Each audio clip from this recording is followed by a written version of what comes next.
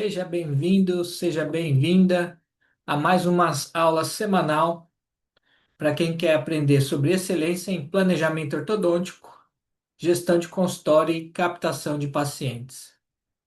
E na aula de hoje, nós vamos falar sobre a reabsorção radicular apical externa na ortodontia, evidências clínicas, diagnóstico, estratégias de prevenção.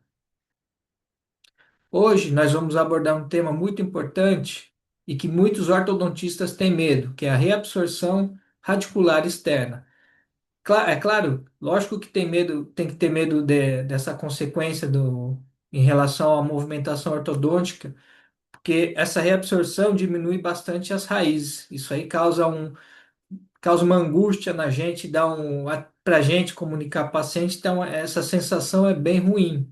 Então, esse é um assunto de grande relevância porque influencia diretamente a previsibilidade e a segurança dos nossos tratamentos.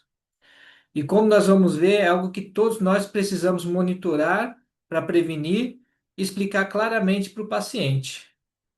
Então, hoje, na literatura recente, tem estudos que quantificam a reabsorção radicular usando modelos tridimensionais derivados da tomografia.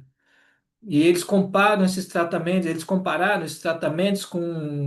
aparelhos convencionais e alinhadores, o que nos coloca em uma nova era de diagnóstico. Lógico, aí, baseado em evidências científicas. Então, vamos começar pelo conceito. O que é a absorção radicular apical externa? Ela se refere à perda da estrutura radicular dos dentes, especialmente nas porções apicais, como resposta biológica ao estímulo ortodôntico. Então, apesar de ser um fenômeno relativamente comum, a sua duração, magnitude e impacto variam bastante entre pacientes e técnicas de movimentação. Então, a maioria dos estudos mostra que praticamente qualquer tipo de movimentação ortodôntica causa algum grau de reabsorção, mas nem sempre esse dano é clinicamente relevante, ou seja, nem sempre leva a consequências patológicas significativas. O que nós buscamos é compreender quando ela é relevante, quando ela deve ser monitorada e como podemos reduzir essa ocorrência.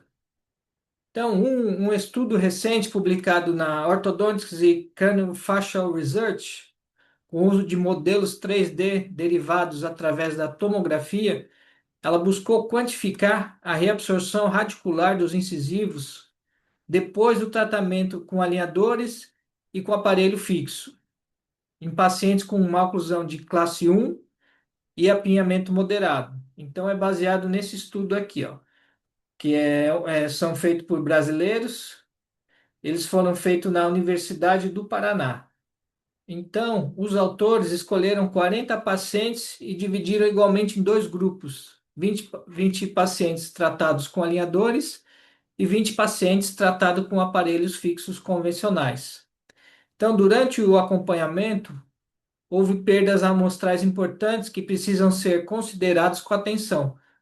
Então, assim, 5 pacientes do grupo de alinhadores e 3 do grupo do aparelho fixo, eles não completaram o estudo. Mas esse dado, no final, a gente vai fazer uma reflexão clínica importante.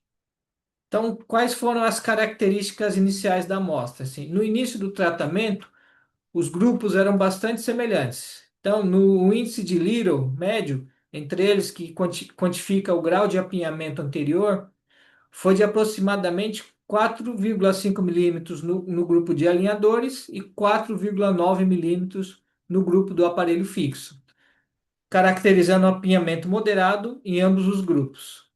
Então não estamos falando de casos simples, mas também não de casos muito complexos. E a duração do tratamento, a duração média do tratamento foi de cerca de 26 meses no grupo de alinhadores e 22 meses no grupo do aparelho fixo. E essa diferença não foi estatisticamente significativa.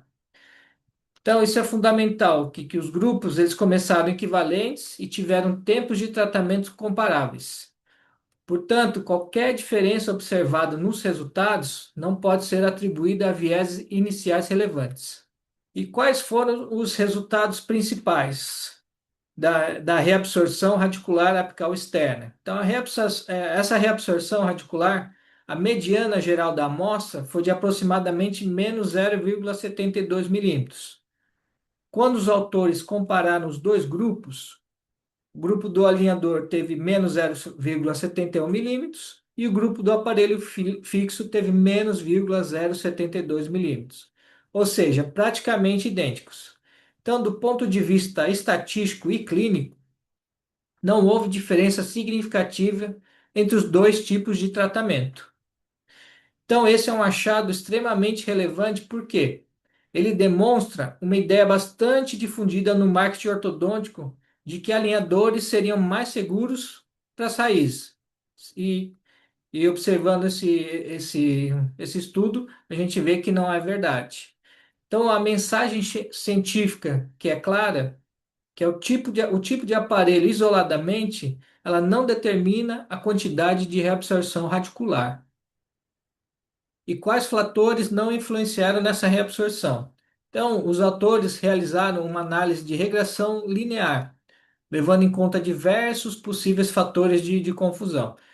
E os resultados foram muito interessantes. Então, a quantidade de reabsorção radicular não foi influenciada por tipo de tratamento, no caso, alinhador ou aparelho fixo, idade do paciente, sexo, grau inicial de apinhamento ou a duração do tempo de tratamento ortodôntico. Então, isso reforça um conceito que os ortodontistas clínicos que têm mais experiência já suspeitavam, que é o quê? Que a reabsorção radicular, ela tem um componente biológico individual muito forte, o que não pode ser totalmente previsto apenas por variáveis clínicas tradicionais. E quais dentes sofreram mais reabsorção?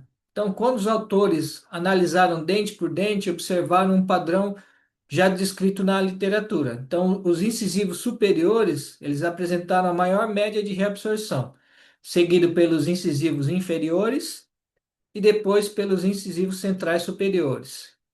Então, é fundamental destacar um ponto-chave. Essas diferenças foram muito pequenas, da ordem de menos de 0,5 milímetros. Ou seja, embora estatisticamente mensuráveis, essas variações dificilmente têm relevância clínica significativa na maioria dos casos. E aqui ao lado mostrando um quadro que foi retirado do artigo, tá? o, no caso, as imagens da tomografia e como eles mensuravam isso. Então, qual foi a conclusão geral desse estudo, que foi direto e objetivo? Então, houve um certo grau de reabsorção radicular apical externa, tanto para os alinhadores quanto para os aparelhos fixos. E não houve diferença entre as duas intervenções. Então, essa frase resume muito bem a evidência apresentada nesse caso. Agora, saindo dos números e entrando na interpretação clínica, eu quero compartilhar com vocês a leitura crítica desse trabalho.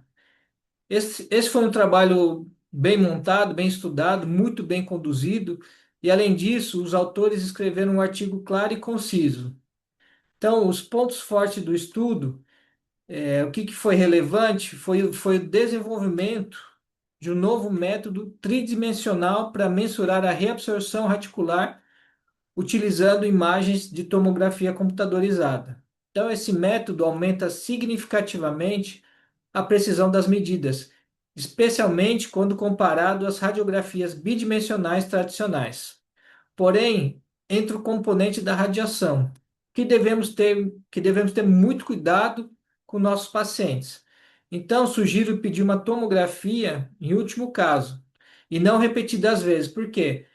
A gente só vai pedir quando tiver dificuldade nítida em enxergar a radiografia periapical ou panorâmica, porque pode prejudicar a nossa análise nesse caso. E embora o foco principal tenha sido a reabsorção radicular, o estudo também avaliou outros desfechos relevantes.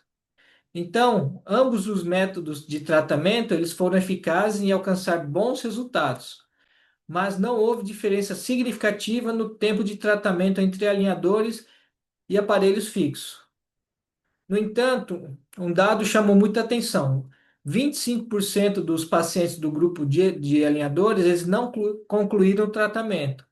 Então, isso aqui a gente tem que observar bastante, tem que ficar bastante atento, porque essa é uma taxa de desistência muito alta e o que reflete diretamente na dependência da cooperação dos aparelhos removíveis. E no grupo do aparelho fixo, 3 pacientes recusaram exames de tomografia adicionais por preocupação com a radiação. Então, isso reforça a necessidade de bom senso clínico no uso da imagem. E ao analisar os principais indicadores de resultado, o achado mais reconfortante foi o seguinte: que nós devemos esperar algum grau de reabsorção radicular apical externa em praticamente todos os tratamentos ortodônticos. No entanto, esse estudo, a quantidade de reabsorção foi baixa, foi clinicamente aceitável e não teve diferença entre alinhadores e aparelhos fixos. Então, isso reforça uma mensagem essencial para a nossa prática, que não é o tipo de aparelho que protege a raiz, é o diagnóstico correto, a biomecânica adequada e o controle das forças aplicadas. Agora, continuando nos conceitos da reabsorção radicular, com base em evidências clínicas e revisões sistemáticas anteriores, os principais fatores de riscos associados à maior incidência ou gravidade de reabsorção radicular, elas incluem que movimentos intrusivos, especialmente quando aplicados com forças inadequadas, velocidade ou magnitude excessiva das forças, mecânicas combinadas de torque e intrusão, predisposição biológica individual, incluindo características genéticas não totalmente compreendidas, né? E pacientes com raízes curtas ou formações radiculares atípicas. Então, esses fatores reforçam que a reabsorção não é apenas uma consequência mecânica, ela é um fenômeno multifatorial envolvendo resposta biológica do osso e do ligamento periodontal. Quanto ao diagnóstico, a utilização de tomografia e modelos 3D, eles permitem medir de forma mais precisa não só a perda de comprimento da raiz, mas também alterações volumétricas. Isso leva o quê? A um nível muito alto de diagnóstico comparado aos métodos bidimensionais saturados pela sobreposição das estruturas no método 2D, que é o periapical e a panorâmica. E qual que deve ser o protocolo de monitoramento clínico? Então, na prática clínica, nossa abordagem deve ser sistemática e baseada em protocolos seguros. Então, na avaliação inicial, antes de iniciar o tratamento, especialmente em casos com grande movimentação dentária, é essencial a gente realizar exame radiográfico adequado. No caso, tomografia quando indicado, avaliar o comprimento e a forma das raízes e identificar fatores de risco como apinhamento severo ou movimentos intrusivos previstos. Fazer um monitoramento periódico. Então, durante o tratamento, realizar radiografias de controle em movimentos, por exemplo, após fase de intrusão de incisivos ou torque muito intenso. E procurar sinais de redução de comprimento radicular ou áreas de rarefação óssea. E muito importante, a comunicação com o paciente. Então, é fundamental informar o paciente que alguma reabsorção radicular ela pode acontecer. E o que que a gente tem que fazer? Então, em grande parte, essa reabsorção é mínima e sem consequência. Esse monitoramento contínuo, ele busca proteger a saúde radicular e periodontal do paciente. Então, esse tipo de comunicação, ele melhora a confiança e ajuda na tomada de decisão compartilhada entre você, no caso o ortodontista, e o paciente. Quando a reabsorção é detectada de forma significativa, como a gente deve proceder? A gente deve reduzir as forças aplicadas nos dentes, fazer uma revisão das mecânicas intrusivas ou de torque, para minimizar isso, manter mais intervalos mais longos entre os procedimentos e fazer uma reavaliação dos objetivos biomecânicos. Então, às vezes, uma pausa no tratamento ou mudança no planejamento, ela é indicada. Por quê? Mesmo de forma temporária, ela vai permitir que o processo de remodelação óssea e ligamentar recupere um equilíbrio. Então, para concluir, a reabsorção radicular apical é um efeito esperado da movimentação ortodôntica, mas ela não deve ser encarada como um dano inevitável e sem controle. Então, os avanços no diagnóstico tridimensional, como os modelos 3D, derivados da tomografia, elas nos permitem o quê? Quantificar com precisão, fazer um monitoramento com segurança e ajustar os protocolos de tratamento. Então, tudo isso com foco em manter a saúde periodontal e a integridade radicular dos nossos pacientes, que são a nossa principal prioridade. Então, lembre-se, técnica sem biologia é apenas aplicação de força. A biologia sem técnica é a aleatoriedade. Então, o equilíbrio entre os dois é o que traz previsibilidade à nossa prática clínica. Se este conteúdo fez sentido para você e agregou valor à sua prática clínica, curta o vídeo, inscreva-se no canal e ative as notificações para não perder os próximos conteúdos. Ah, e compartilhe com colegas que também podem se beneficiar desse material.